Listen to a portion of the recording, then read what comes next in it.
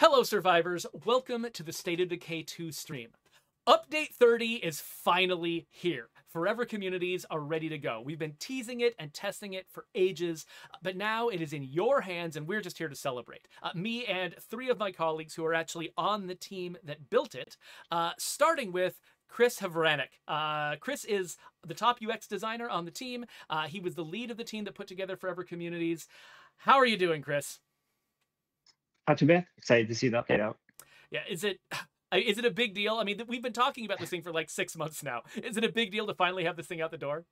Oh yeah, definitely. Like the team at large is very excited to see it finally out the door. Along with Chris, we've got Zoe McClatchey. She's an engineer and designer on State of Decay 2, and she was instrumental in a ton of the work that the team did to get Update 30 ready to launch.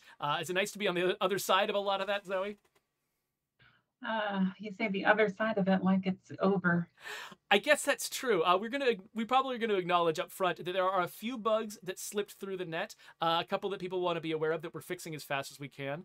But before we get onto that, let's talk to Joe Swarner. So Joe's face is not on the screen because Joe is going to be my bodyguard in game. We're going to want to actually go through and legacy a community and go through that entire process. But we were not maximally confident in my ability to actually complete a legacy in the Nightmare Zone. So Joe has got my back. He's got a very well-equipped character ready to kill zombies alongside me, or actually, since this is a warlord legacy, we're killing humans. people. Yeah, we're killing people. This is going to be very uplifting. So it's really good to have all 3 of you here. But before we move on to actually testing this stuff in game, Chris and Meg Cheney, who is who's the lead producer on the team, they put together a dev diary to sort of tease all of the stuff that's going into Update 30. So are you ready for me to put this thing on the air, Chris? Let's do it. All right, here we go.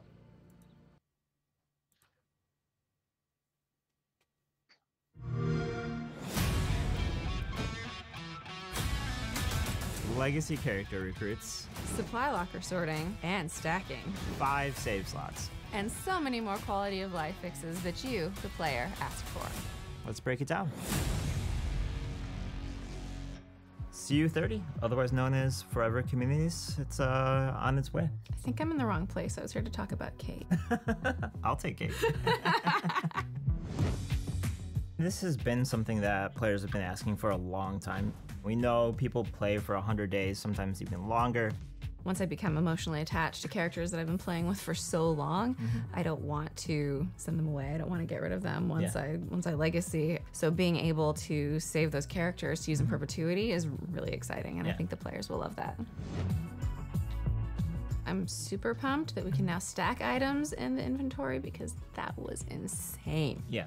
So finally, things are a little bit more organized and I can look at it without wanting to cry because I'm a bit of a hoarder. Yeah, no, I am one of those people that definitely goes to every single site and picks up every single thing. With the new map picker, you can see a top-down view of the map, which should theoretically help people figure out like, hey, this is a map that I might want to explore a little bit more of. Then you get information about the various bases that you can select from there along with landmark outposts. The base selection information is probably the key thing that players are going to be really excited about. Yeah, and having that top-down view too, like you get to see like, oh, there's a lot of potential like things in my way if I want to go from the northwest end to the southwest end. So now I get to pick the map that I prefer to play or the style I prefer to play. With expanding it from 3 to 5 save slots, I think a lot of people are going to take advantage of that, especially now that you can have communities last forever. Now that you complete your legacy mission, your game's not over, you can keep going. So that means you can leverage all 5 of your save slots pretty easily, I think. A shocking number of people were utilizing all 3 of those save slots. So I think that this is going to be received really well. Initially, our subtitles were one size, and that was it. Whether or not it worked for you as a player, where you could or couldn't see it, that was your only option. But now you can increase it and make it a little bit easier for you to read, whether you're playing on a mobile device through xCloud or through your TV, but you just want subtitles to be a little bit larger. Update 30 is out now, free for all players. Thanks for playing. We hope you really enjoy Forever Communities.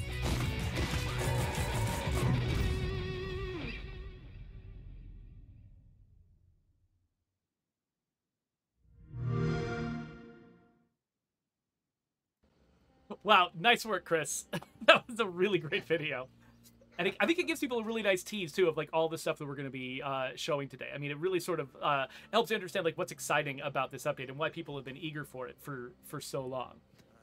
Yeah, definitely. Right now, I just watched it on mute, so I'm having to, like, go back in my memory, remember all the things that I was actually saying. But, yeah. So, I am very stingy with the audio. I don't let the guests hear what's going on.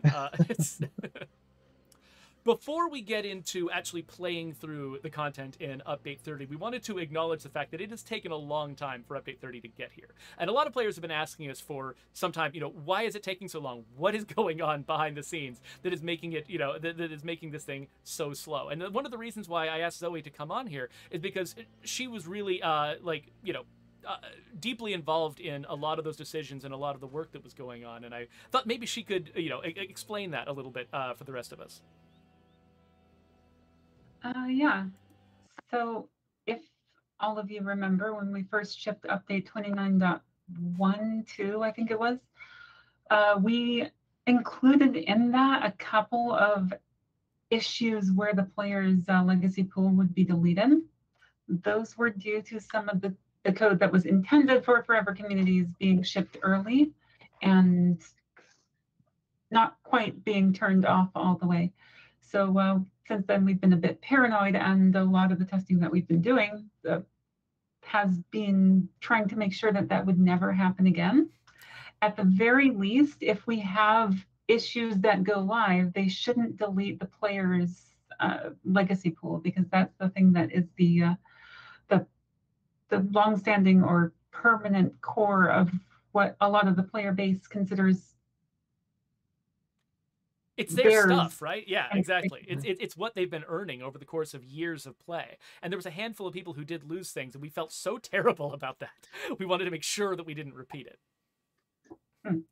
So especially with the delays during the past couple of weeks, it's been because our fantastic QA team has been pouring through the game and have found a couple of edge cases where legacy characters could still be lost. At one point, it was possible to crash the game and potentially lose a character if you were sending them to the legacy pool and they were cast in a mission at the same time, and then you went and talked to them. And then like on the way out the door, you tried to complete a mission with them, and then everything would go haywire? Pretty much. And separately, there was an issue where if you sent multiple legacy characters to the pool in rapid succession, like send one, send the next one, send the next one, before the conversations had finished with the first one, only one of them would make it. So when we found those, we put a hold on release. Chris and Meg were quite stalwart in that, and got the fixes done, and we got them out the door before shipping this to the public. So we're reasonably confident that it is in at least decent shape to keep your saves around. We're still working on other things, but the most important should be resolved. Thank you. Yeah, and as somebody who's got a very deep legacy pool full of characters that I care about a lot, I am really, really glad that you all were so careful at making sure that we didn't ship any of those particular bugs. And so yeah, so a lot of folks have been asking me on social media and stuff like, what bug could possibly have been so important that that we would delay update 30 for it as long as we have. And so now it's like it really did have to do with problems where it wasn't going to happen to everybody. By the time we were about ready to ship, earlier this month, the chances of it happening to you in particular, probably pretty low. But it was going to happen to somebody. When you're shipping a game out to millions of people, something is good. Even if something is extremely rare, it's going to happen to somebody. And we really wanted to make sure that it wasn't going to happen. So thank you so much, Zoe, for all the work that you and the rest of the team put into making sure that these bugs were quashed before we went live. All right, so where are we going to start? I think we should probably start with the supply locker improvement. So let's get into the game. And where did Joe run off to? Joe, where are you? Oh, okay, good. You're still here. Cool. You're not actually necessary for this. I just wanted to make sure you were still around. I feel more comfortable with you watching my back. Even with the Haven device? Even with the Haven device. Joe, you are my personal Haven device. There you go. So one of the key updates that are being added with Forever Communities is some additional options in the supply locker and a few changes to the way the supply locker works. Specifically because we found that people who had been playing the same community for a really, really long time had basically outstripped our expectations for what they were going to be putting in this supply locker. They needed a little bit of extra help. So, Chris, do you want to sort of guide me around here? Like, show me what the biggest improvements are? You can see that I can already see that there's this left trigger option here called sorted by something. Yeah, and so as most players know, we had sorting options before. We just didn't say what it was sorting by. So it would toggle between all the different sorting options, but there was just no way to see like, oh, I'm sorting by this method or that method. It was more based off of like, oh, I can just tell, or hopefully can just tell. And that was one thing we wanted to do, was just make it that much more usable or friendly in terms of being able to more easily understand how it works from the second you start, rather than just having to be a pro at the game before you know how it works. And then each of the subcategories were like, so there's the all items, ranged weapons, melee weapons, consumables, crafting, and miscellaneous.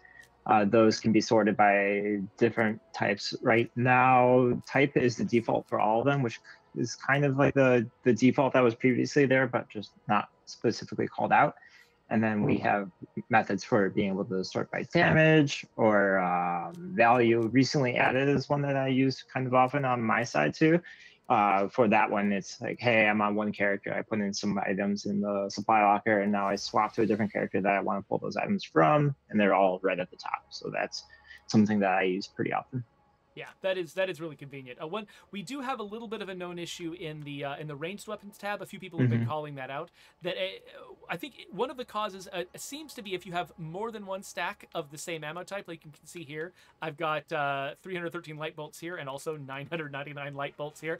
I just never use light bolts, and so they just pile up forever in my inventory. That can cause some of the sorting to get a little bit scrambled, and so that's one of the bugs that is on our plate that we understand, and we're gonna be working on trying to get a fix out as soon as we can. But yeah, this is... Oh, sorry. Yeah, you go ahead and tell me what you were going to tell me. I was just going to add that we also have stacking for ranged weapon mods and facility mods too. You can talked about the idea of having weapons in general stack, but then it gets complicated because you could have one weapon that's damaged or broken and another that's in pristine condition. So how do you stack those? Exactly. I've got two M9s here, complicated. And both of them, theoretically you can stack them, except this one's got 15 bullets in it, and this one's got 0 bullets in it. And so if I want one or the other of these, if they were stacked, that would be really tough.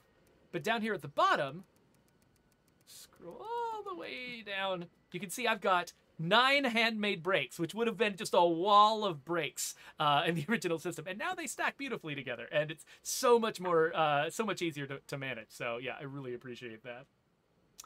I think the close combat weapons also stack if you have multiples of the same type. I tend to be pretty religious about mulching those when I have too many, so I might not have those to show. Oh, here we go. Yeah, 3 rescue knives. Man, the world is just full of rescue knives. But I've got 3 of them all stacked together now, so stuff is all so much more convenient. Yeah, that was one way that we were hoping to cut down on the amount of clutter and focuses storage or supply locker. Now, my favorite way to cut down on clutter in the supply locker is to mulch things, is to salvage things. And for a long time, the only things I was allowed to salvage were some of my most valuable items, like, weapons, melee weapons, ranged weapons, and that was kind of it. But you'll notice that the salvage button down here is still here even for consumables. And it's still here even for facility mods. And it's still here even for backpacks. Look at this. I've got so many burnt umber hiking packs. I mean, how many of those do you really need? I'm going to salvage one of them. Ooh, I get 30 parts from it. My access to parts just got so much higher. Is there anything you can't salvage anymore? Yeah, there are a couple mission-specific items. I think there's a handful of other ones that are either you can only have one chance to get them, or it's just very particular in the circumstances that you can't get them. So we avoided those getting salvaged just because we didn't feel like it was worth the risk of someone potentially losing them forever in their community or their save. So yeah. Yeah, once I break down my Haven device, I probably don't want to salvage the Haven capsule. So I appreciate that. That is the kind of thing I would accidentally do. All right. So, a couple of months ago, I got this community to the point where it was ready to complete its legacy mission. And then I paused because I wanted to wait until Forever Communities was out so that I could actually go through that process with these folks. let them complete their Warlord legacy. Let me get that sweet Warlord boon, but then continue and not have to, basically fold this entire community into the legacy pool. So I've actually got my leader here ready to go with this mission. So I'm going to take control of Dahlia, start the finale mission. And where in the world are we? We are inside, deep inside the base. Okay, I don't actually know what she's got equipped on her. Oh, check this out. Okay, so this is actually an improvement that you guys recently made. So traditionally, only one of these buttons was a hold action, right? And so it was very easy to sort of accidentally say yes or accidentally say no to wanting to complete your final legacy mission. But here, now I actually have to, I get the chance to very carefully make a decision, which is helpful for me. Yeah, we were trying to use those pretty diligently in anything that's either destructive or it's going to be a lot of time to go back. And like you were saying, like if I made the wrong decision here, I would have to wait for that to recast then or be able to move forward in a different way. But so we're trying to look at different spots that we can leverage that in. And I think we do, or I know we do when exiling, and I think there's in even sending to legacy pool and somewhere in that flow, you have to be able to press and hold. Yeah, I've got an entire video on my personal channel that is about me accidentally hitting the wrong button here and then having to like figure out how long I had to wait for this mission to come back again. So we do want to complete our legacy mission. So I'm going to hold the yes button. Wait, am I sure? Yes. Wait. Okay. Yes, we do want to do this. Okay, awesome. Well, let's get all equipped. I actually have not fully equipped her to be ready to fight some humans because I've got... I guess I've got an advanced break on a 9mm. That's actually not too bad. That's going to do a fair amount of damage. I've got a lot of heals here ready to go. We've got some fire, some flashbangs. What else am I missing? I've got scent block. Doesn't seem as important unless, well, you know what? The zombies might show up during the fight, so maybe that would be worthwhile. Bloater gas grenade. I don't think I've got any bloater gas grenades with this group, do I? Let's see. I've got a smoke grenade. Does that help? I got a Willy Pete. I mean, I could set some people on horrible, horrible fire. Some people say that smoke bombs and flashbangs are useful against human opponents, but I just generally use the bloater gas grenades because murder. Well, if you've got some murder grenades, then maybe we're probably good, the two of us. Yeah. All right, well, let me go chat with my friend here. Hey there, Adam.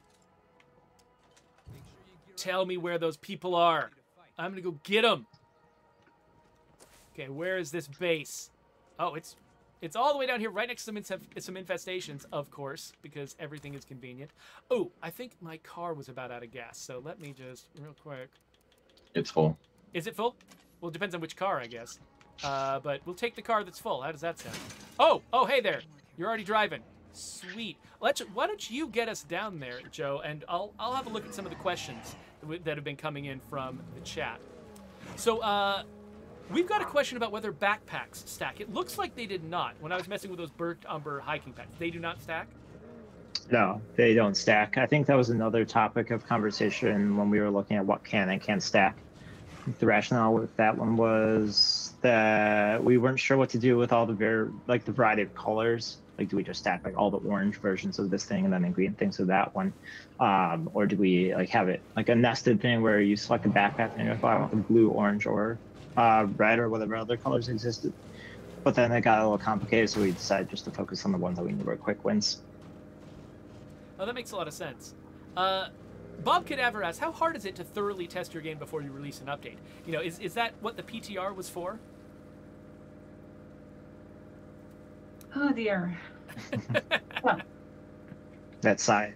Yeah, the PTR certainly helps, but it can't do everything. It's always possible for something to slip through, which is why you have to. It takes a lot of time sometimes. It's basically what it. There's that old adage about how 9 women can't have a baby in 1 month. There's certain things that just take a certain amount of time, no matter how many people are devoted to it, both in QA, in the audience, and on the dev team. And so sometimes it just, finding the right combination of events is just going to take time. And so, yeah, so that's why it's kind of slow. Well, and you kind of pointed this out too already, Geoffrey, is that like when we're testing for knock-on bugs like this one was,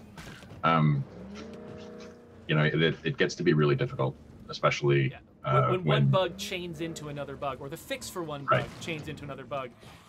you can be as careful as you want, and sometimes you have to get the right circumstances together to make it happen. Okay, so we've got some psychos. Also, while you're dealing with that, a lot of these more difficult to track down issues are the ones where it's very difficult for us on the dev team to reproduce them. Most bugs, if you can reproduce them in a client attached to Visual Studio or some sort of testable system, then you can fix them pretty straightforwardly. But especially with the ones that are on client systems that have several different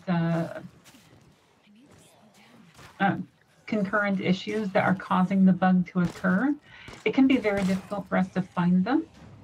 And that's something that's actually been really helpful from you guys and the players' side recently, is that we've been having a bunch of people work with us directly to give us reproducible test cases, which has allowed us to track down a bunch of bugs, both current and past, that otherwise we wouldn't have been able to. So thank you for that. So, we just got a little incidental question here. JBG1K wants to know if any of the NPCs in the game are based on Undead Labs staff. So most of the characters in the game actually have randomly generated names, but yes. So we filled the when I was writing the initial name list. Do not get into that bloater cloud. When I was writing the initial name list, I put out a call to people across the studio asking them, do you have your own names? Do you have friends and family names you'd like to include in the game? And we included a ton of names that are related to Undead Lab staff. I even added entire cultural backgrounds to the game to justify putting certain names in the game, like Jürgen Tierna, for instance, who was our top engineer for a while on the State of Decay 2 team.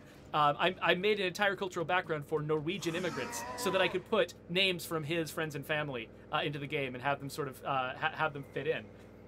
So we've got several examples of things like that. So yeah, totally. This game is full of little tiny Easter eggs. In fact, I think one of the patch notes that we're going to go into acknowledges a new Easter egg that I just added to the game just for this update.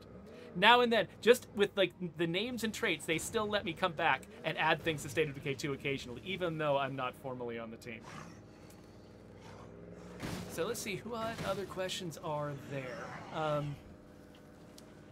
So True Vulgarian wants to know, does this update allow us to manage the items stored with our legacy characters? Actually, you know what? We should probably talk about that when we actually get into the legacy pool. So we're going to answer your question, but we're going to get there after we finish this mission. Oh, but SXO Maze 1 wants to know, will personal quests like the Prepper Ant or Eagle Eye the Sniper reset when you send characters to the legacy pool and bring them back? Will they still have that same mission ongoing, or will it be like they're a new character? I genuinely don't know the answer to that question. Does anyone here know? 99% sure those are canceled like you would if you exiled them. Yeah, I think that we put some traits on the character to to help us remember that they had been on that quest, that they had been on that mission. But I think most of that information, you're right, I think is stored on the community. And so if the character leaves the community and joins another community, I think we lose track of it. That arc, that mission arc, should probably not be continuing. If you do find that it will actually spawn on the same character, that's amazing. I would be thrilled to find out that something accidentally worked better than we hoped it would. Okay. Yes, let's murder this zombie. Oh, wait. Oh, are we not getting out? I thought you were stopping. Ah! Oh, no.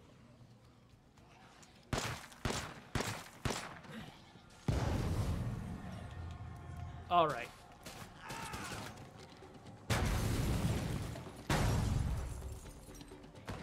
What about the crying? Throw in some... Where are these people? Oh, here you are. Oh, gosh.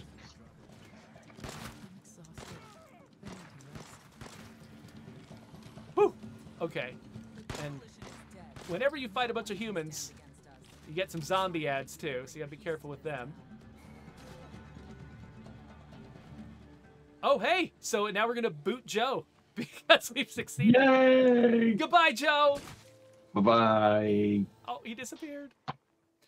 Okay, so normally this would be the end. So let's watch our beautiful cutscene and then see what actually happened. Oh, gosh. Did I say beautiful cutscene? Well, I mean, it overall. Well, while we're listening to this, actually, Nanobot had an interesting suggestion. That hold to choose option that we got for the option to start your legacy mission. He was wondering if we could get that on threatening enclaves, because it's so easy to accidentally threaten them and end up in a fight that you did not intend to have. That's a really good suggestion. I'm not on the team anymore.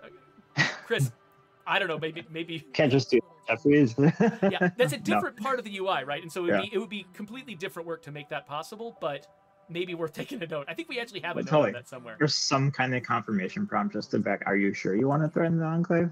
Something like that. And I think there was one point where we swapped the order of it, and that caused issues in itself because people just had muscle memory of like going up to get to the bottom, and then they selected whatever that used to be and then turned into threaten.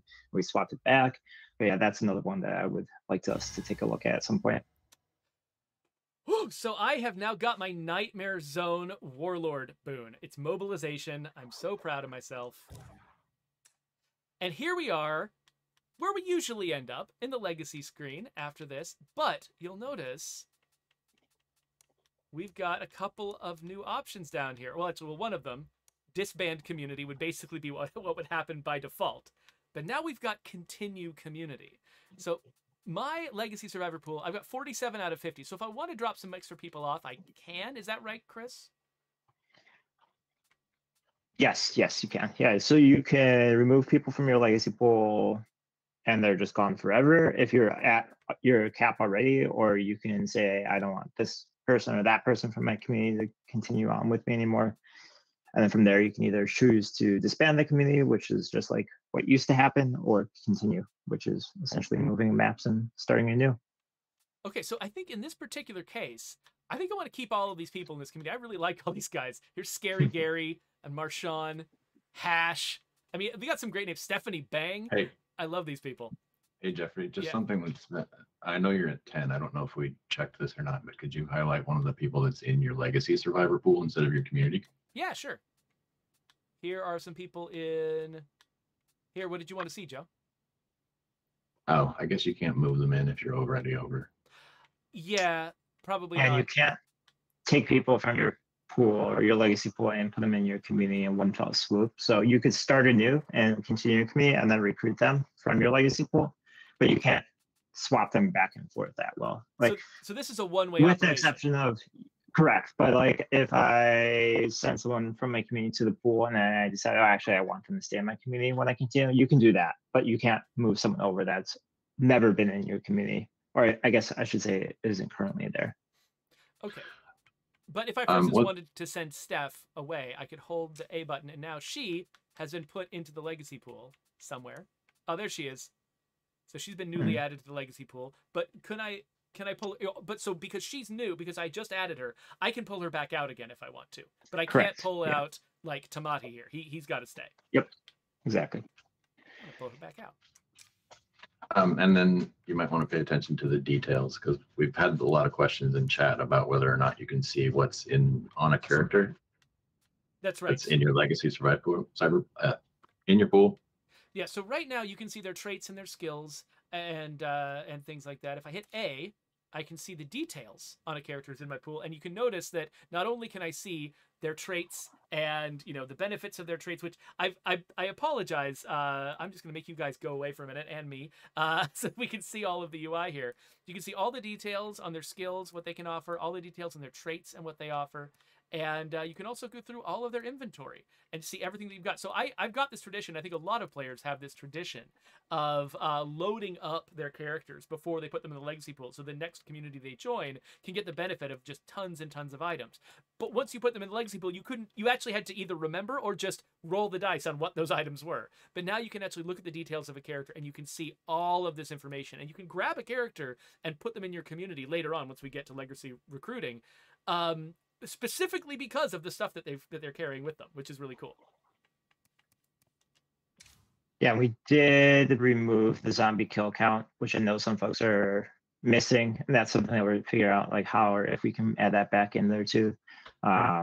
So that was one small piece of information that we took out in favor of having that component just be reusable in other places around the game rather than having a bespoke version. But yeah, definitely something that we're keeping an eye on and determining whether or not we can or want to add that back in. Yeah, and I've also gotten, I think, a couple of comments in social media asking about the fact that we can't see characters' hero bonuses on this screen as well, which I think that is am I remembering that right? Is that the case, that their hero bonus is not currently listed? Yeah, it looks like it's not, which is, that's one piece of information you don't have, but you have so much more information than you ever had before. I think this is still like an absolute triumph when it comes to being able to use your legacy pool more effectively. And I guess while we're here, we can also look at the fact that you can sort the legacy pool however you like. You can sort them by leader type, so you get all of your all of your builders together, all your sheriffs together, all of your traders, all of your warlords, or by community skill. So I've got all of my, my computer experts, all of my dietary types, a bunch of red talon people, gardening, the law. This is Jack Kilgore, attorney at law. He's one of my favorite characters. So yeah, so you can do it that way. So it's much easier. Like, one of the reasons I imagine I'll be going to the legacy pool for recruits in the future is to find them. You find particular skills or particular items that my community needs, and now you can find all that stuff, which is great. And you can favorite characters, which is let me find somebody that I want to favorite. Like the Bunny Lord here. The Bunny Lord Becky is one of my favorite characters. So I'm going to favorite her. And so now if I go into favorites, Becky shows up. So there you go. I've just got Becky's my only favorite right now. I'll probably find some more favorites later, but wow. So yeah, so the legacy screen has gotten much more powerful, but I think the most powerful thing, the thing that we're most excited about, is this button right here, which is going to let us continue our community. So what does that mean? That means that we're going to keep the same people together, and it's just like we're moving maps. Is it basically once I push this button, is it basically just like I've moved maps with this group? Pretty much, yeah. Are we ready for me to hit it? Go for it. I'm prepared. My controller is actually tangled up in my lighting situation. What the heck is going on? Okay, I'm unplugging it's a wireless controller. I don't know why it's plugged in anyway. Okay, anyway, here we go. Let's continue the community.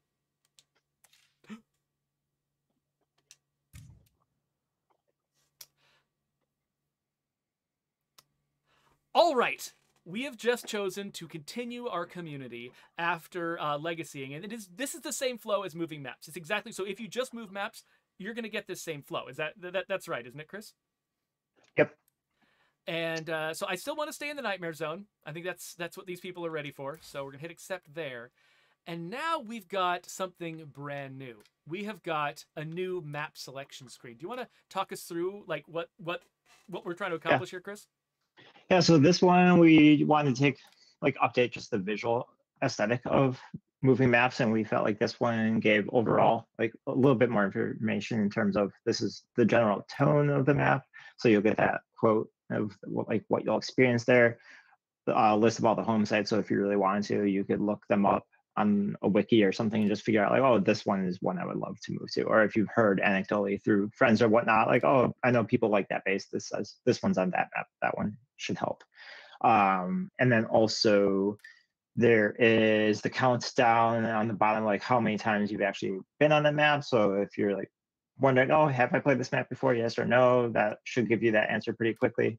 And then one thing that we really liked internally was just the idea of having that top-down view of the map, so you can kind of get a sense of okay, this is how I'll generally be navigating the map. So because this community was in Drucker County, you can see that the times this community has visited Drucker County is 1. And then it's looking at my other save files and seeing that I've got another community that's currently on Tumble Valley. I've got another community that's currently on Providence Ridge. And I only have 3 communities right this second, but I'm allowed to have more now. And so players could actually have communities on this map 1 on every single one of these maps. Once they've used all 5 of their save slots, which is great. So let's say, I don't know, where do we want to go? Let's go to Cascade Hills. It's a classic. Are we on the map selection screen? Yeah, we are on the map selection screen. Did we already go past it? I've just selected. How come? What do you want to see, Joe?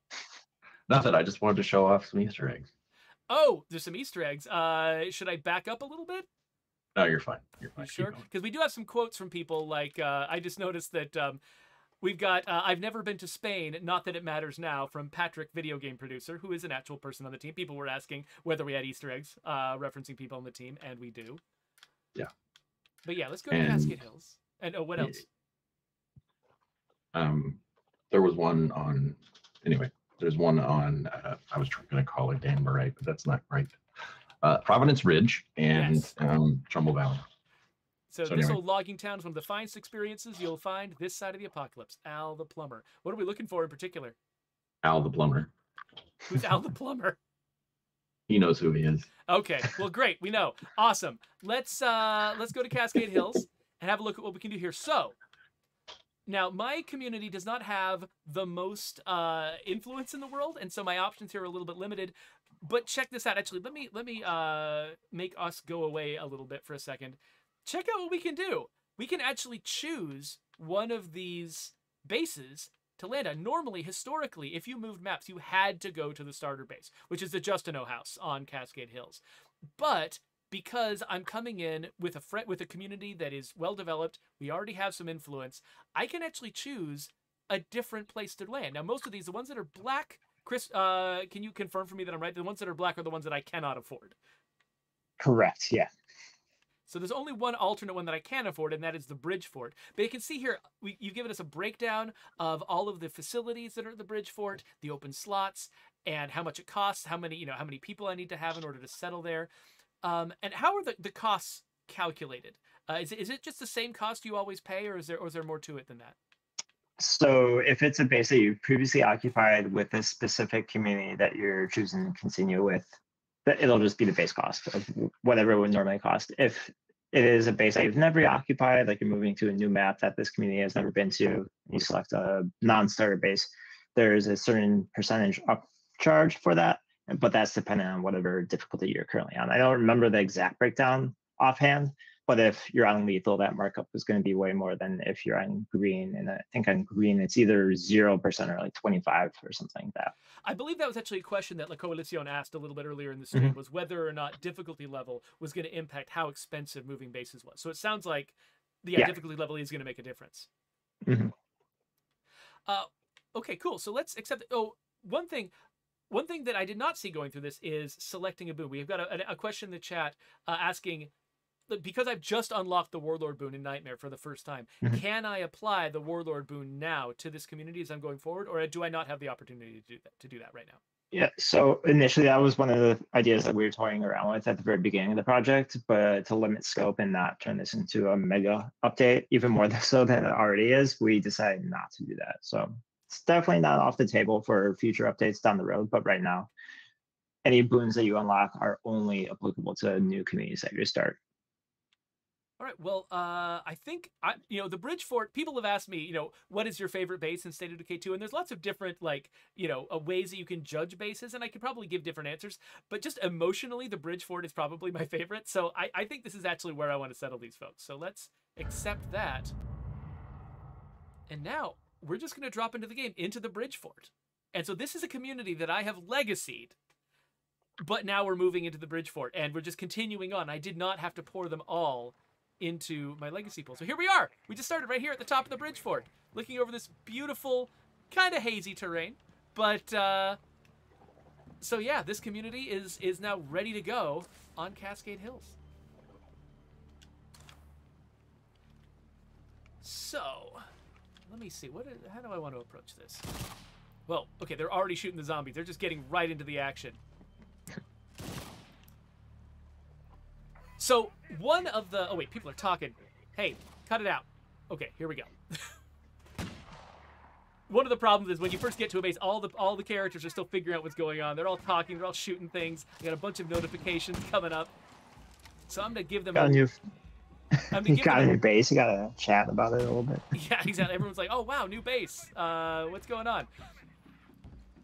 So one of the most hotly anticipated features for Forever Communities is legacy recruits. This is something that we have been talking about doing since before the Juggernaut edition. I mean, Joe and I have been talking about this since 2019, I think? It's been ages. And finally, yeah. We stuck in the VO for this during the Heartland recording session. That's right. That's right. We were anticipating doing this, and so we recorded the VO back then. So we didn't actually have to record new VO for this because we had already done it because we've been anticipating the feature for so long. Hopefully you can hear me over all of the crazy gunshots that are going on in my base right now. But basically the idea is, you've got this full legacy pool full of characters that you've been collecting over time. But the problem is you could put them in there 11 or 12 at a time, but you could only pull them out 3 at a time, starting a brand new community. And so things that you couldn't do included, building a dream team of all of your favorite past characters, not a thing you could do with the legacy pool. Moving something from one community to another, not something you could do with the legacy pool. Until now. So we have got legacy, the ability to not only, and this is, so we've always wanted the ability to pull characters out of the legacy pool, but Chris, your team did something that actually I was not anticipating, which is letting you put characters into the legacy pool, and that's where we're going to start right now. So where is this done? This is on the community screen? Yep. Same method as exiling, right. but slightly. It's our way of unfriendly exile. Like you were saying, I enjoy you. I just don't want you in my community right now. So we've got other friends you can go hang out with. Yeah. So you can see over there on the utility bar, we've got Exile Survivor on X. So if I wanted to exile Nando, I could. But if I want to send him to the legacy pool, that is on Y. So let's give that a try. Let's hold the Y button. And yes, I do want to send him to my legacy pool. Let's confirm that. And now I need to go talk to him, just as though I had exiled him. So he is downstairs. So we're making this a little bit of a process, because I think we don't want to ever do this by accident, because it is a pretty hefty decision, and it costs some influence to get these characters back.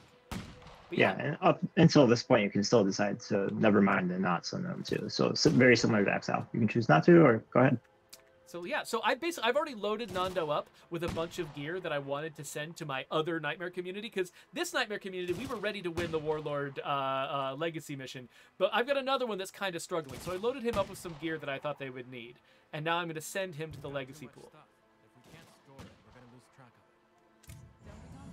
And there he goes. He takes off. So now, if he runs into a pack of zombies right now, am I screwed? No. No. At one point you were, but we resolved that. Okay. So he helped us with that one. So he just went into the legacy pool now. Like my Xbox could explode right now, but that character is in the legacy pool, and we're okay. Yeah. So if you see a Juggernaut rip him in half on his way to the legacy pool, no, he is safe and saved there. Yeah. All right. Well, let's go and find him in my other community. Before we do that, though, we should check out the save slots. Yeah, there's a couple more now. Yeah, there are a couple more now. Just a couple. So while I'm showing off legacy recruits, let's take a little vacation into the Manage Communities screen. And I'm going to make us disappear for just a second so that we can really look at what's going on here. So you can see the Lion's Share community. This is a community that I've just moved, that I've just completed their legacy and moved them to a new map. I'm in the process of loading up the Commune, which is my new community that I'm going to be sending a character to through the legacy pool. But for a long time, I've been stuck with these only three communities. The one that I use for the official State of Decay 2 streams. We got this one, my feeder community, which I've been piling up with all of the, the most loot I possibly can. They're basically in the green zone so that I can get as much loot as I possibly can so I can share it with other people or whatever. And we've got the Commune, which is my new community that's kind of struggling. But that was it. I could only have these three communities. This one's in Cascade Hills, this one's in Trumbull Valley, this one's in Providence Ridge. I couldn't even play in all 5 maps if I wanted to. I had to actually end a community story or move them physically to get them into another map. And so, Chris and Zoe's team have now added 2 additional save slots so I can start new communities, and I'm so excited. What was the reasoning behind 5? Why is 5 the number that we went for? 5. Well, we knew, surprisingly, so looking at the data, we knew that people were using a lot of their save slots, if not all of them. I forgot the exact number, but there was mid percentage of folks are actually using all 3. And we knew 5 was a safe number to increase it without running into memory issues. Potentially go even higher one day, but right now we feel like 5 is a safe number where we won't run into memory issues. Yeah, one issue, for instance, that we ran into very soon after the release of State of Decay 2, was that the legacy pool got so big that we literally could not save people's save files in the cloud. And so being cautious about how big save files are is actually probably a really good idea. So if I open up one of these, there's some other changes that are going on. So let's skip the tutorial. And let's say, I don't know, Nightmare Zone, whatever. We'll do it in Providence Ridge. But what I want to do is get into the community creation process, because there's a couple changes in there that I think are worth having a look at. So, oh, look at this. I've got the Warlord boon now. So excited. Continue. Okay, so now I've got, this is our sort of community creation screen. And so if I want to recruit somebody from my legacy pool, that is one option. I hit A, and I can go into my legacy pool here. And again, we can see all the details on these characters, and I can really dig into them to figure out who I want to bring into my community, which is really, really nice. So that's good. Let's grab, I don't know, somebody I don't remember all that well. Not Jack Kilgore. I got to think carefully about which community he belongs in. But let's say Rudy. Let's grab Rudy. Okay, so Rudy's going to be our first guy. Let's hold A to recruit him. So now he's in that first slot. But let's say I want a random person in my second slot. So I'm going to hit the right trigger. And we got Michaela here. Michaela Tada. She's okay, but let's see who else we got. We got Teddy. We've got Hibram. We've got Christopher, Steven, Tino, Lex. I'm trying to find somebody. Oh, there was somebody. Oh, crap. There's somebody named Catfish. I was going too fast. Let's keep going. There's Ignacio, Hume, Abbas, Dice. Oh, Dice is a really cool name, but I've already passed him. What can I do? Well, it turns out there's a reverse button. It can only go back 2 steps, right? Yeah, 2 or 3. And then there we go. And I can get back. So Ty, Dice, and Abbas basically here are these 3 characters that I've got available. And if I want to move past Ty, then I'm going to lose Abbas. But if I just went by 1 character or just by 2 characters, I can get him back. So as somebody who likes to put Easter eggs in the game for community for members of our community, specifically putting their names in a random name generator, this is a massive load off my mind, because there were so many players who would be like, "Oh, Geoffrey put my name into the game. I'm going to go try to roll that character," and they would just hit that randomize button again and again and again, and they would spend hours doing this, and then they would get it and they would go right past it. Like, Isadora, it was right there. Oh no! And now they can go back and actually get it. Now, if you go too fast, you can still, you got to be careful. And also, if I do put your name in the game, please don't do this, because this is just it's a miserable waste of your life. I don't know. The thing you're supposed to enjoy if I put your name in the game is the pleasure of knowing somebody else will have a character with your name. That's all it is. Don't try to get your own character, because it takes way too long. But at least if you're a crazy person who decides to do this, at least you can go back. So this makes me really, really happy. I'm so glad you folks added this. But actually, we're not going to try to start a new community right now. So we're going to back all the way out and try again. Well, the hope is with this, Geoffrey, that it will not take forever anymore. Well, I mean, it won't have the added frustration of passing the name and then having to start all over again. That's true. But it still takes forever, even just to get it once a lot of the time. We have tens of thousands of names in this game. It's really, really, you can't fathom the low chance each time you pull that randomize button of you getting a particular name that you want. All right, so let's get into the commune and pull out that character from the legacy pool.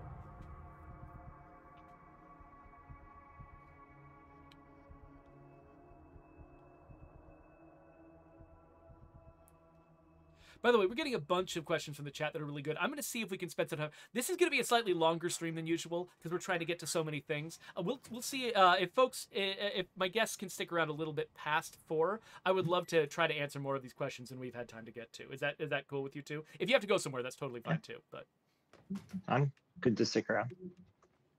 All right, cool.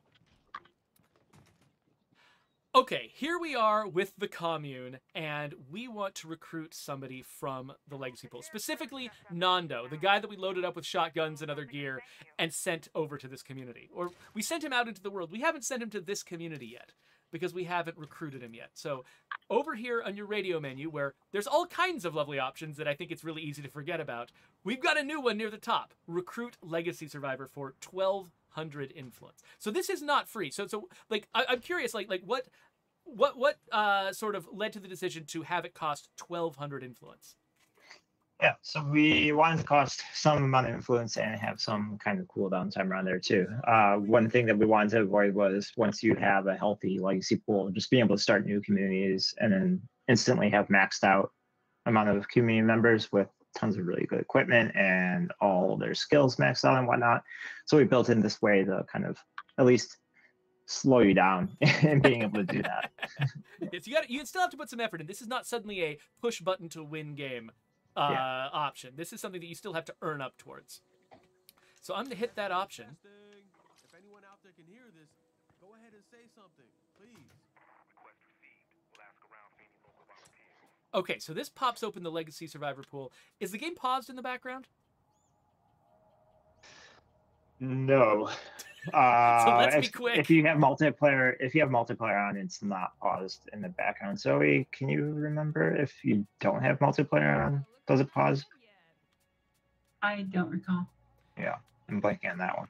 Okay, cool. So Well, Geoffrey, go find a Juggernaut and pull this up and see if you die. that sounds amazing. Maybe I don't think we have time this particular time. So we've got so Nando. Here's Nando. These guys are in alphabetical order. He was pretty easy to find. I knew that I'd sent this guy, but even if I had trouble, remembering what his name was, if I had remembered that he was an auto mechanic, whatever, I could have found him using any of the sorting options. But yeah, so Nando's the guy I want. Let's recruit him and confirm. Mateo piped in to say that it is not paused and has panic dismiss if you're attacked. Okay, That sounds cool. right. Yeah. So you'll pop right out of it if something attacks you and starts eating your face. And you will get a refund. Okay, Yeah. good. That's really, really important. Okay, so now we have got him. I didn't have to go out and fight. He's not like a Red Talon recruit. We have to go out and do a mission to pick him up. He's just here in my community. In fact, I can take control of him right now. And so, yeah, so you're now seeing something that you've never seen in the retail game before, which is Nando here was in...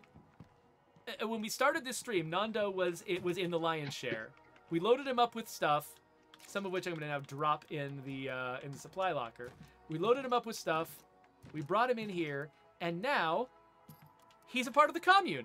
And so he can continue his adventure with this completely different community, which is an amazing thing. And you can just imagine, players out there are already imagining all the other things that they can do with this feature. Like I said, building up dream teams, passing things around, trading from one community to another. There's all kinds of options here. And this is just an incredibly powerful tool. And I'm just so thrilled that you all added this to the game. I'm going to be making so much use of this just on my own personal stream and my own, playing on my own time.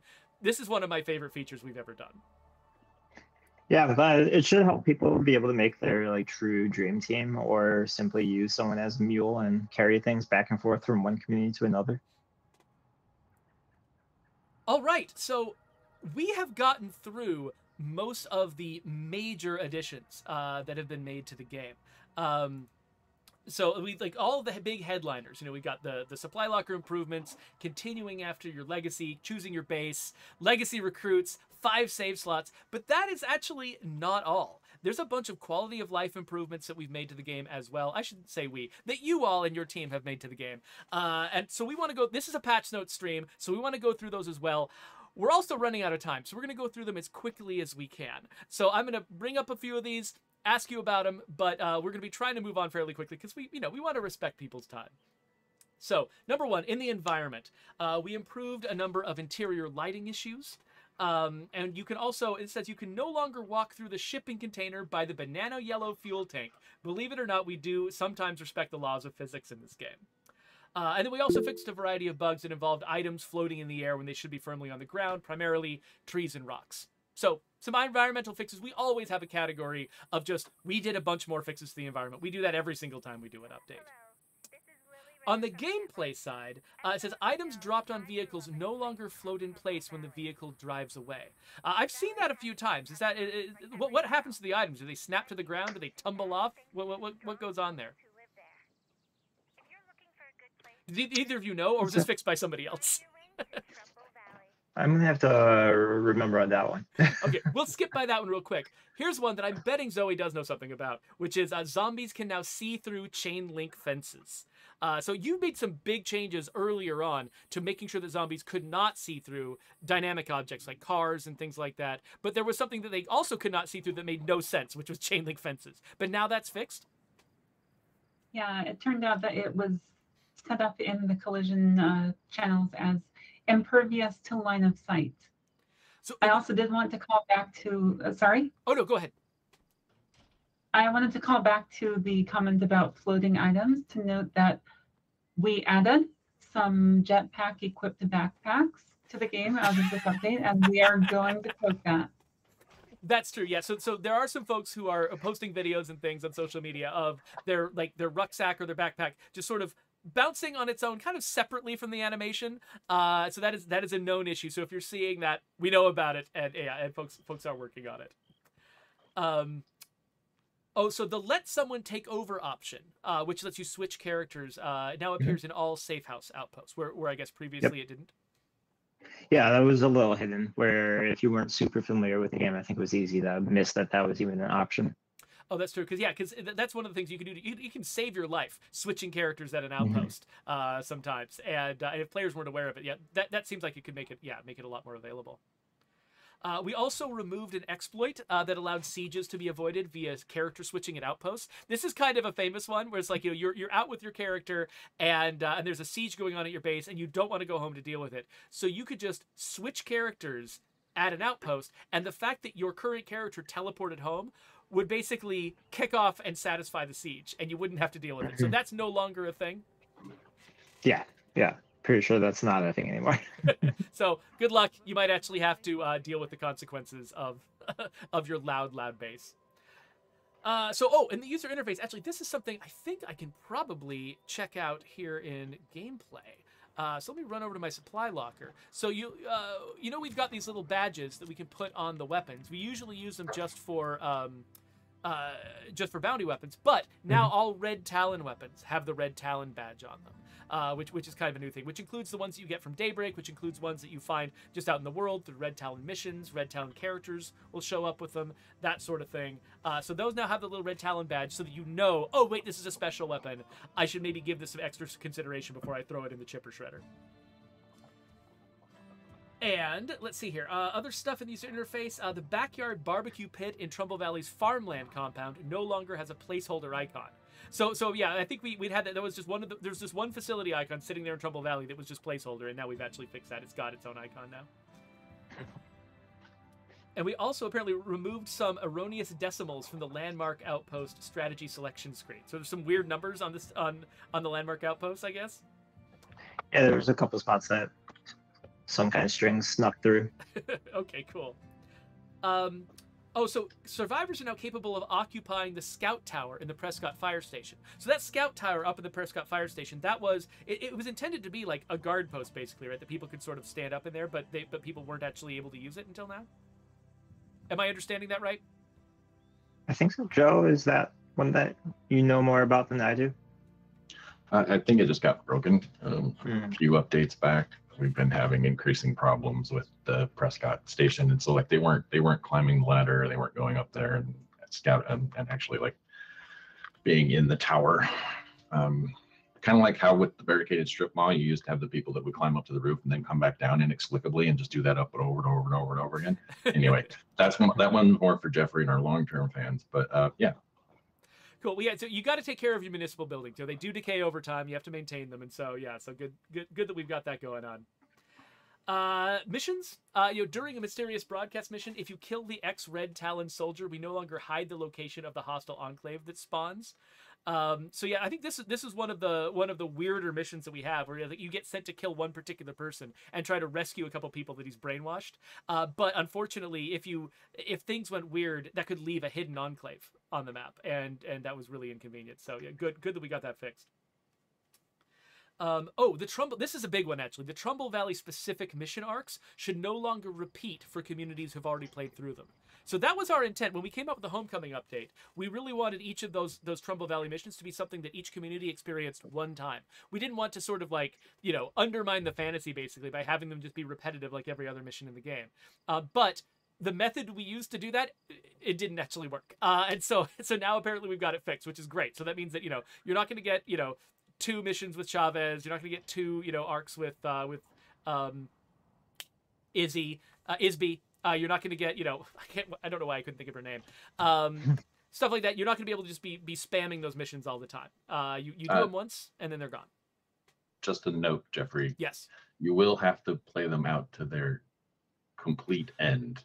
Okay, so each mission As basically it is is. watching for its ending to be the thing that you completed. So if you get halfway through Isby and then you come back, you'll start Isby over from scratch? Yep. Okay, that makes a lot of sense, actually. Knowing a little bit about how it works under the hood, that makes a lot of sense.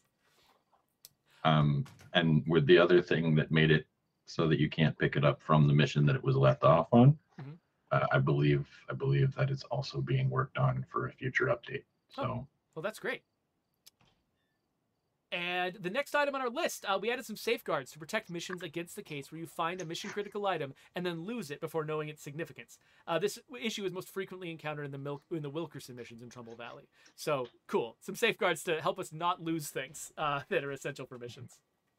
And then, this is one we already mentioned. We made it harder to accidentally cancel the final legacy mission by adding a hold to confirm option. So, I've already said how incredibly useful that's going to be. So, thank you all for doing that. And then finally, a few more miscellaneous items. We fixed a bounty description for the police sniper rifle. The text now accurately states that you must kill zombies silently while crouched. Figuring out how to describe stealth killing a zombie, it's got a lot of different qualifications to it, and so it can be a little bit of a confusing thing when we're dealing with bounties. So that one now states much more precisely what you actually have to do. We took some feedback from Arvid D, who's one of our favorite content creators surrounding State of Decay 2, and improved one of our loading screen hints about plague hearts. So Arvid D had sent us something that told us that basically this is not true, and we fixed it. I forgot exactly what it was. Do you remember, Joe or anybody? If we don't, no. There was fixed. A lot of text that I fixed. It's fixed. So it's water under the bridge. Who cares what it was? It's gone now. And if it's not fixed, I'm sure Arvid will let us know, and I'll make sure I get it fixed next time.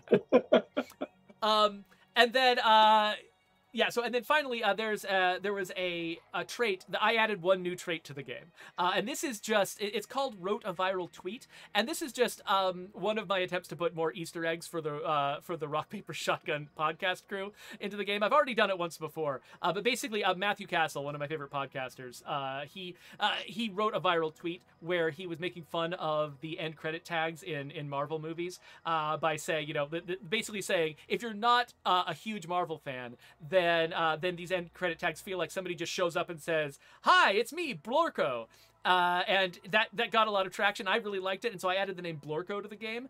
But specifically, you have a trait that says you wrote a viral tweet. So it's a silly little weird homage to a favorite podcaster of mine. But there you go. I get to do that stuff because I control the trait list whenever I want to. People are very nice and let me in there.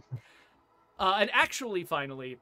One big one, the game should no longer crash when using a character recovered from our previous legacy arc crash. So Zoe, I don't think I fully understand the context of this, but you said earlier on in the stream, you talked about the fact that around update 29 or just after update 29, we accidentally introduced some update 30 code into the game that led to some people experiencing crashes and losing legacy characters. And we did our best to help them recover, and this is part of that effort? Yes, I don't remember if this update 30 is the one that includes the restoration of characters that were previously hidden or required you to do some weird restart community side hack things to get them back. But we have gone through and tried to make sure that players' legacy pools should be back in working order wherever possible. And in particular, make sure that characters that were lost, supposedly, apparently, when the legacy cutscene crashed, should now be restored without any special actions on the part of the player. That's great. Before we wrap up the patch notes, we should probably mention a couple of known issues that we found today, right after the update was released. The first one is a crash in the supply locker. Zoe, do you want to sort of explain exactly what conditions lead to this crash, at least as far as we understand right now?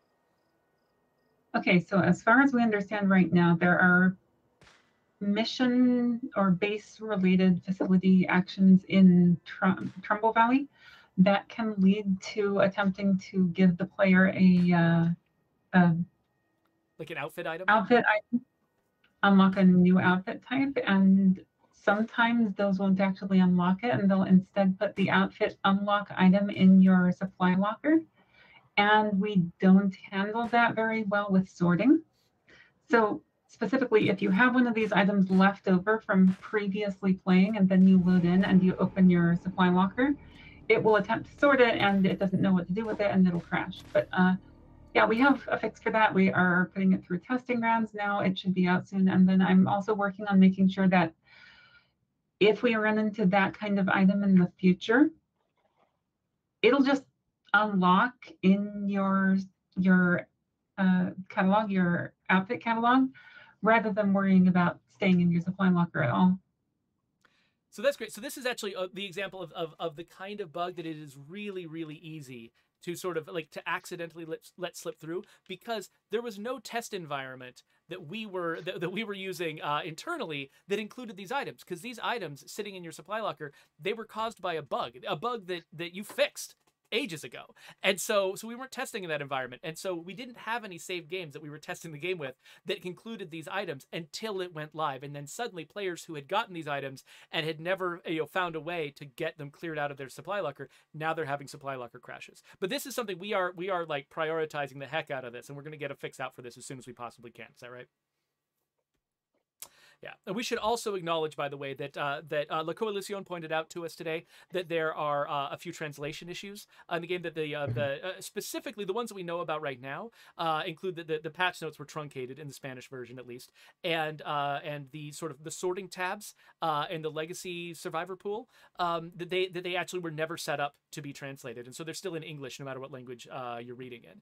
And so there may be others too, and so we're looking into that. And we just really wanted to acknowledge to everybody who plays our game in a language other than English that we're aware of this. We're very sorry, and it's really, really important to us to get these translations right, as most of us on the team speak English primarily, and so it's very easy for us to not realize that something like that is in the game before it goes out. But really huge thanks to La Coalición for letting us know, and we're prioritizing it really highly to get this stuff fixed so that people, no matter what language you're playing the game in, you can still have an optimal experience. All right, so so one thing we should actually mention is so let's talk about what is coming next. Update 30 has taken its time to get into people's hands, but this is not the last update of the game. Again, we always hear this. Whenever we do an update to the game, somebody says, well, this is probably the last update. But no, all of you who have been following us are perfectly aware that we've got other features in the works that we have not yet released, and we are still working on them today. So Zoe, having just shipped Forever Communities, what should the audience be thinking about us moving on to next? Bug fixes, obviously. Yes, of course. Our highest priority for a little bit, but following that, we, as many of you know, we pushed into PTR several months ago our first pass at the Infestations Rework, and that is the next thing on our priority list. We have a lot of cool new ideas that we're trying out, and we're taking into account a lot of your feedback as well, trying to make sure that when we launch the Infestations feature, it's going to feel responsive but not overwhelming, manageable, somewhat mysterious, but not this invisible threat that grows and then washes over your community and can't be combated at that point. So I would say it is a balancing act to try to get something like that right, because it's this isn't just like a series of missions or a series of levels that we can just plan out precisely. This is a simulated feature that is doing a lot of back and forth with the player, and trying to tune it just right so that it's giving you the right amount of pushback but not too much is a delicate balancing it. So I really have a lot of admiration for the folks that are working on this and making it work. Yeah, we are working on a lot of different angles on that. Watch the space.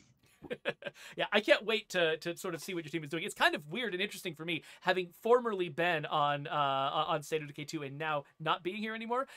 I get these sort of like just little drops of information as a big surprise. So I'm looking forward to finding out alongside the audience, what's in store. One quick note, talking about what's next. For people who donated to our Red Cross blood drive, a lot of you earned T-shirts as a part of donating, and so we just wanted to let you know those things are shipping. They should be delivered next week if you're in the U.S. and questionable amounts of time if you're international from us.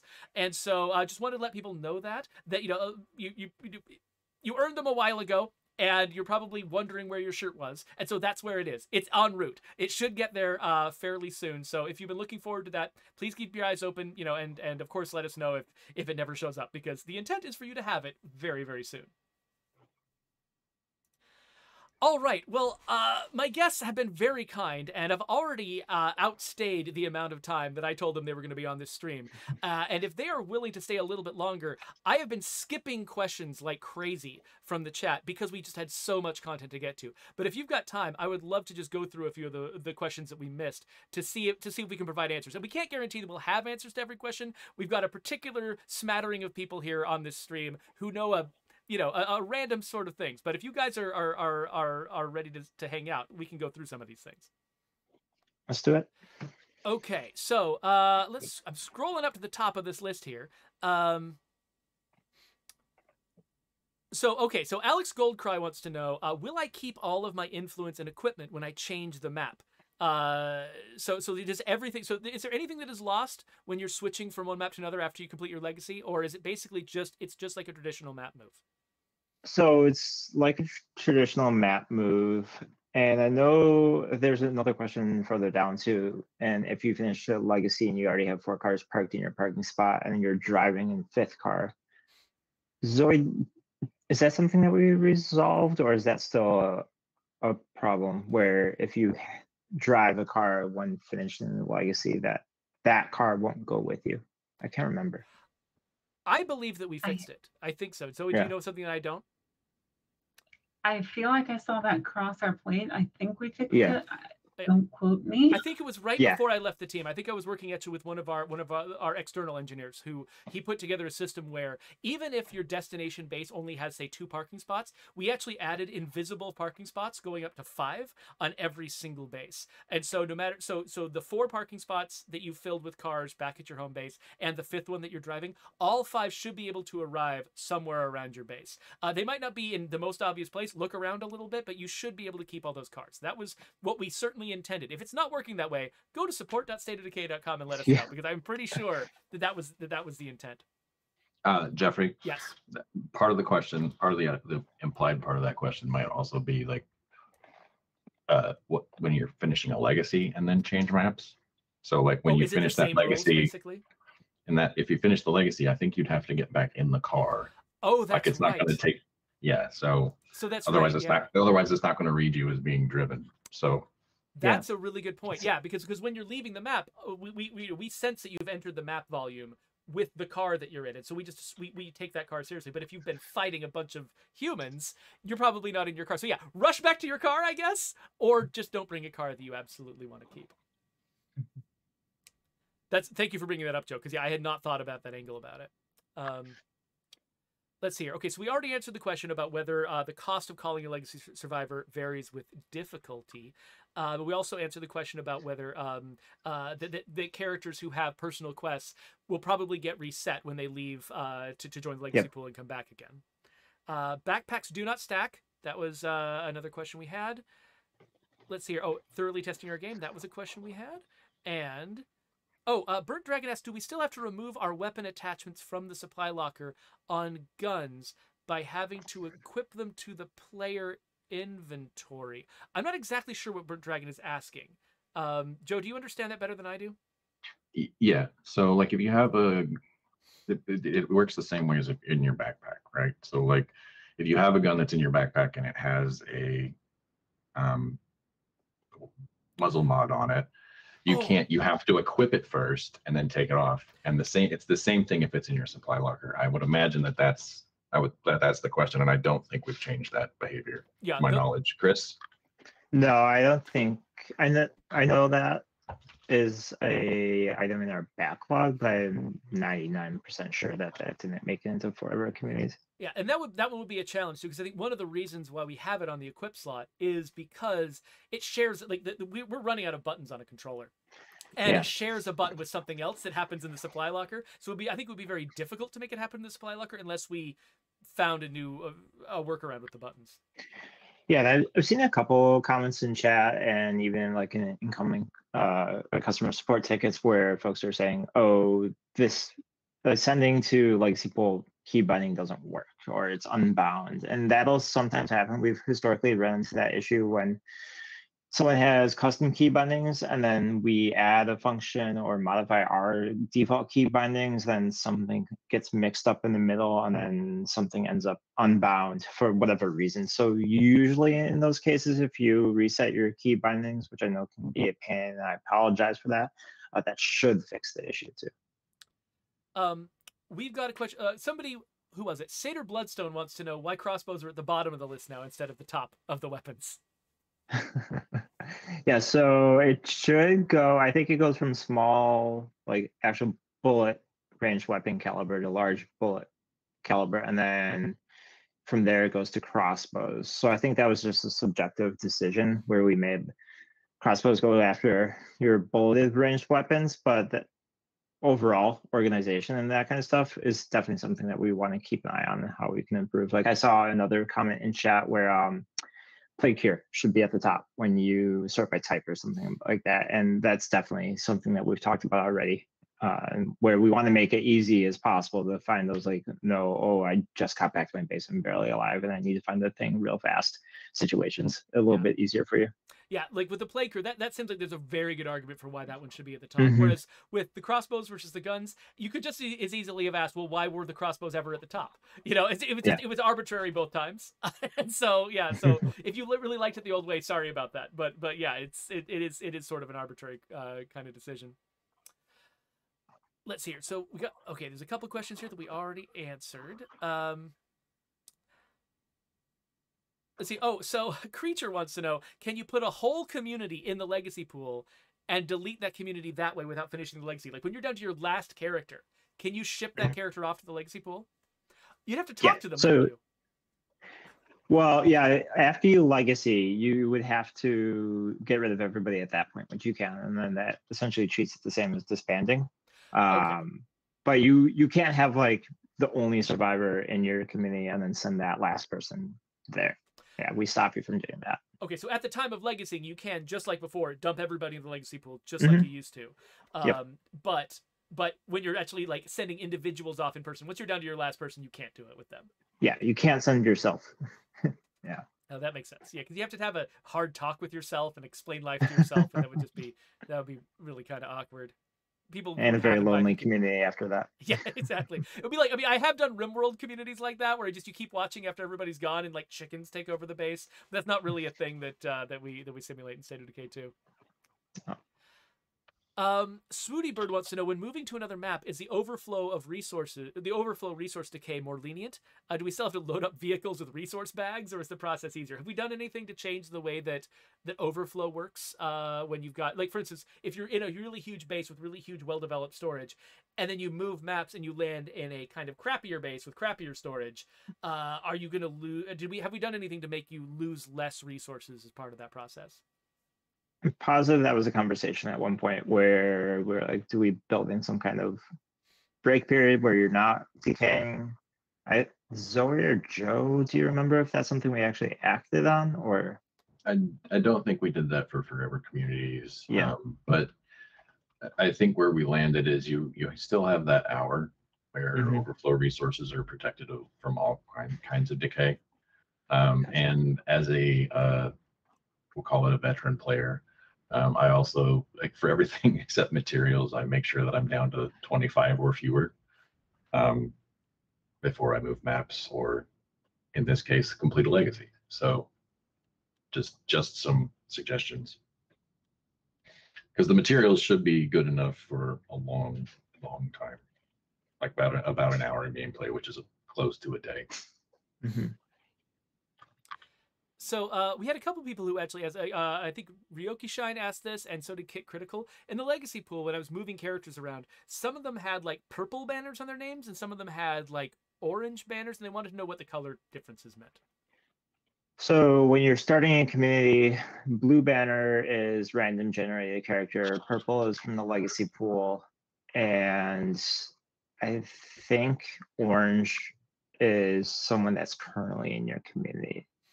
Okay, That makes is sense. another item I'm blanking on. If I dug through documentation, I can find the specifics on that one. Yeah, so it's probably so that sounds like it's probably something like that. And if you're slightly off, I'm betting that the players can figure out from what you just said what's actually going on. If you're just a little bit off, so that's great. That's good to know.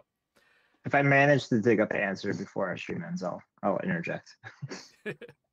So, Relias wants to know if you've got like a Haven device or a Red Talon facility that have like really like very valuable and rare like ingredients basically that make them up.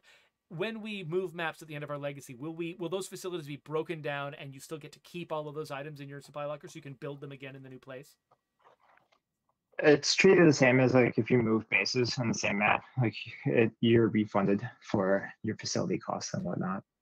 So basically, I had a Haven device with the lion's share, and I'm pretty sure that if I go back, I've quit out of them right now, but if I go back in there, I'm pretty sure I will find the Haven device in that inventory. In fact, right. During the next opportunity when I'm not talking, I might go back in there just to double check to reassure people that that's actually how it works. Something else that's worth noting during that move maps process, same as sending people to your legacy pool, is they will be automatically cured with advanced medical technology of all ongoing ailments and health concerns. That's really worth noting. Yeah. So basically, if a character was like a minute away from, or seconds away from dying of blood plague when they went into the legacy pool or whatever, then when they come back, they're fine. Everything's okay. They were fixed off screen.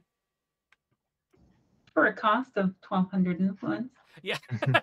Okay, so it's not free, but it's just as not free as everything else. All right. Other questions include. Let me scroll down here. Okay, yeah. So we verified that somebody who go on the way to the legacy pool can be ripped in half. Could there be an exploit in the game? I think somebody asked this question. Might have been Clinton Moore asked this question. If I send somebody to the legacy pool and they get ripped in half on the way out the door, could I loot them of all their items, but also have them retain all of their items in the legacy pool, and you basically get duplicates of those items if they manage to pull off that feat? So go for it. Again. Oh, sorry, what? Answer cloudy. Ask again later. Okay. So we're not dead certain. Yeah, I would be very amused to find out that players had experimented with that and found out that it was true. I look forward to the videos. Yes, exactly. Please make videos. Send videos or it didn't happen. See here. Okay, so there's Mythalar was the one who asked the question about parking spots, and we got to that. Okay, so Tomas Tipman says, please add Geoffrey's hairstyle into the game. It could be some kind of hat. I want to equip it to all of my survivors. Thank you very much, Tomas. Having a sort of a rooster tail themed community sounds. I would be honored if someone found a way to do that. I don't think that's in the plan exactly, but I appreciate. We can put it in the backlog. Whether or not it gets prioritized, I don't know. But yeah, there you go. Oh, here's a question. So Promised Triggering Excalibate asks, does the soft population cap prevent you from pulling characters into the legacy pool? So to give a little bit of background, we never actually formally advertised to you what the maximum community size is, but under the surface, we've got sort of a soft cap of 9 where we stop letting you use most forms of recruitment. And then there's actually a hard cap of 12 where there's a few ways you can sneak 3 extra characters into your community, but most of the time it's really hard. So they're wondering, if you're recruiting people from the legacy community, are they limited to 9 or can you do it after 9 and get up to 12? It's limited to 9 currently. Yeah. But there are ongoing conversations about why we have both. And if there is a way we can get rid of the soft cap, we will. Yeah, that is the thing. I think pretty much nobody here likes the soft cap. Unfortunately, the reason why we haven't done anything about it is because it has reached its tendrils deep into the game, and there's a lot of places that basically assume it's there and that it works a certain way. And there's a lot of changes we'd have to make in a lot of places, which opens us up to a lot of bugs potentially happening. So it's something that I think that a lot of us would love to fix. But it's a big undertaking, something we have to do very, very cautiously because of the consequences of getting something wrong. And let's see here. Oh, there's a water boiler. I'm trying to find my haven. I'm trying to find my haven capsule on this community, and I'm having trouble because I don't actually know where it appears in the supply locker. So I'm going to stop doing that, and instead. So La Coalition asks, is it normal for the command for the command center facility to return to level 1 when completing a community? So if I complete my legacy and I go back, so usually the command center when you're moving maps or when you're moving bases, the command center, if you've got it at level 3, it stays at level 3. But did we intentionally have it go back down to 1 if you've legacied? So if it's staying at the level even when you move maps, because I know obviously when you move bases it stays, but even if when moving maps it stays, but it's not when you're legacying and moving maps. That's definitely sounds like a bug. Okay, cool. So yeah, so that's something that's worth probably somebody writing down and checking out. So thank you, La Coalition. La Coalition is one of our best sources for bugs from the community, so we appreciate it, La Coalition. I wouldn't guarantee it's unintended. Yeah, it might have been something that, as a result of the legacy code, like for completing a legacy, it might be something that we had to just account for. I know that Matea and Zoe worked really hard to try to make sure we retained that, but I think I remember a conversation between you and her, Zoe, about why that might be. So sometimes you'll end up being surprised when you're working on a feature. You'll be like, oh, here's what we should do. Here's the obvious right choice. And then as soon as you look at the actual code, you're like, oh, never mind. That would break everything. Or when you think through the ramifications in the larger design, you realize, oh, that thing that seemed like it was obviously a good move would actually break everything. So sometimes if we can't fix or change a thing like that, please be patient with us because sometimes you just run into a situation where something that sounds obviously doable on its surface is actually really challenging under the hood. One thing I should show off, by the way, this is the lion's share, having moved to their new base at the Bridge Fort. You can see it's a Bridge Fort right here. I do have the ability to build a Haven device. So even though I couldn't figure out where in the supply locker my Haven capsule was, I definitely have it because I can build the Haven device. So there you go. There's your confirmation. I did not lose my Haven device by legacying and leaving my map. And I think that was the last question that we'd written down. If you asked a question, we didn't get to it, I'm so sorry, but I have asked these people to stay an extra half hour already, and you know what? They've got really important things to do. We just released an update, and there's a couple of bugs, so we should all go back to what we were doing. But thank you so much, audience, for your enthusiasm, your patience. I mean, it's been 6 months since our last update, and you have stuck with us this whole time. And I think this is one of our biggest and most exciting updates we've ever done. I know I, as a player, am incredibly excited to basically get back into the game and see all of the all the new things that I can do. And so thank you all so much for hanging out with us all of this time. Let's say goodbye to each of our folks. Chris, it's been wonderful having you here. Thank you so much for leading this team. Any last words?